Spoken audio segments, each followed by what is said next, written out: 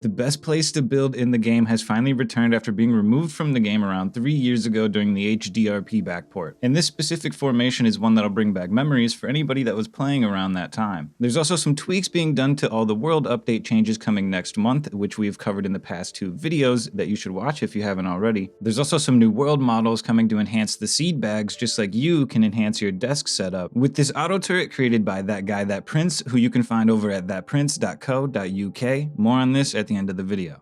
Before we take a look at all the new rock formations that are coming next month on October 3rd, let's go over some other changes that happened in the past week of Rust development. Hopefully we won't have to wait much longer for these shields, which have been getting some work done this past week. And it looks like alongside the new Frontier skins that are coming for the external walls will also be an Adobe variant, and alongside the changes to the world are some visual improvements to the atmosphere and weather. Keep in mind that all this is on the Ox2 staging branch, which is a testing server, and there's still quite some time left for work to be done and changes to be made. The rain got some tweaks and it's looking much better now, especially during the sunrise and sunset. And alongside this are various other changes to the reflections, the lighting, the contrast, the coloring. From what I can tell, these are very minor tweaks that have a subtle effect, but a good one at that. The underwater visual effects were also tweaked so we can actually see now, but when using light on things like the DPV, it's still a bit hard to tell that your light is even on. The underwater effects have been a battle occurring for a few months, and hopefully by the time that the world update gets released, it'll be sorted out. There's also some tweaks to all the new features like blending the rivers into the ocean, which I don't think was yet merged with the Ox2 branch, so I don't have much to show you, but you can imagine how the colors of those are going to match in the future. And it also looks like the height of the river might need to be adjusted so that the ocean isn't flowing upstream. Little things like this are important because they add to the immersion and experience, and we can see that these beachside rock formations have had their color adjusted to better match their environment as well. Some checks were put in place to determine whether or not walls were inside or outside of your base, which will now allow you to place wallpaper on the hard side of walls. And it will detect if your walls are exposed to the air, meaning you won't be able to place wallpaper on the outside of your base. There's also work being done on wallpaper for floors, which I'm assuming is going to have some sort of different name, maybe a carpet.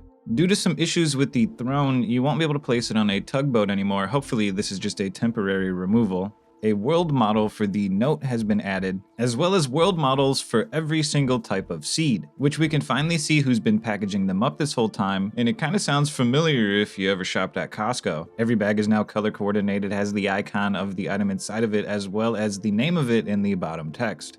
I like the pumpkin one, this one looks nice. Tons and tons of work has been put into translations for the game, which you can now find over in the user interface tab in your settings, which makes it easier than ever to switch between them if you want to play Enchanted Rust. There's been another update to the repair bench, and now when you put an item inside of it, it will show you the items that are needed to repair it, which just makes it a little bit easier when you're trying to search around your base to figure out what you need to repair the item. And after 3 long years, the God Rocks and the Anvil Rocks have made a return alongside a few other new rock formations that'll spawn around the entire map. The first of which that I'll show you is this one, and this is going to be a crazy spot to build. The specific one we're looking at right now is a little deeper in the ground, but if by chance it spawns higher up, you can start to see what I'm talking about here. This is a pretty big rock, and the size of a base that you'll be able to squeeze in here and build around it is no joke. And with 3 walls surrounding you, all you'll have to do is build some form of a bunker and completely wall off the side exposed to the air, and you'll have an insanely strong base.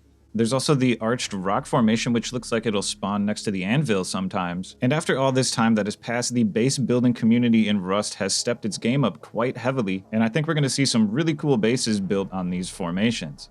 There's also these smaller formations which seem to scatter around the anvils, and if we take a look around the map, we can see tons and tons of these rock formations scattered all over the place in every type of biome, except for the desert. It doesn't look like the desert formations have been updated. Maybe we're going to get some new ones, maybe we're going to stick with the current ones. We're just going to have to wait and see what happens with that. But these new formations are everywhere. There are a ton of them, and they have a bunch of new build opportunities, which is going to completely change the way people think about building their bases, especially with the return of the legendary God Rock. One of my very first videos on this channel was a base build inside of this thing, and they are finally back. The one we're looking at right now has spawned pretty deep in the ground and would be a crazy crawl space that you could build into a base that extends outwards and up around the rock formation itself. If we come take a look at one that has spawned higher up, we start to get a better view of how this has changed. We've still got these indentations into the walls where we'd be able to squeeze a TC sea in, like over here, would be a great spot. And over on the left side here is where the big cavern used to be. It's a little bit smaller and has a hole in the side, but maybe this rock formation has a chance to spawn even higher up, and that would increase the size of this area over here. I was only able to find 2 of these on a 4200 sized map, so maybe I just didn't notice the other ones that were scattered around. And if we come take a look at this island, you can see there's a bunch of rock formations that spawned over here, and I'm pretty sure this is going to get reduced in density just slightly. I've yet to see the anvil rock spawn without any formations around it, but that's probably a good thing because of how tall it is, and it looks like the archway formation spawns perpendicular to it whenever that occurs. And here's a scale for the size of these things if you look closely at the opening of the rock I'm standing right there. I don't know about you, but I'm super excited that these are back in the game. This was my favorite spot to build when I first started playing, and I'm excited to see what creative designs come out of the community once this is released next month. Which, by the way, Halloween is coming around, and it looks like we're going to be getting a new mummy mask and Frankenstein mask. The depth that it takes to waterlog motorbikes has been decreased, and it looks like it's been aligned to where a player switches from swimming to walking in the water.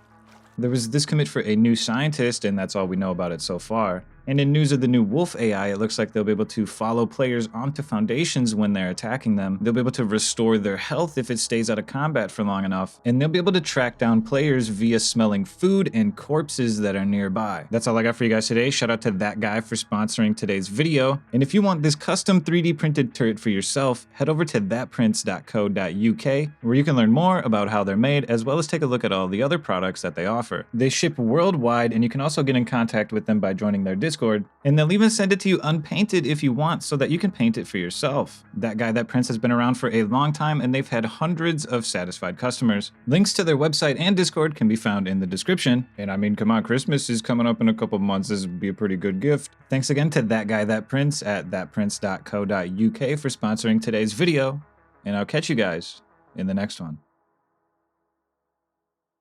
Join the Crucible Grounds today, the ultimate test of your survival and skills in Us.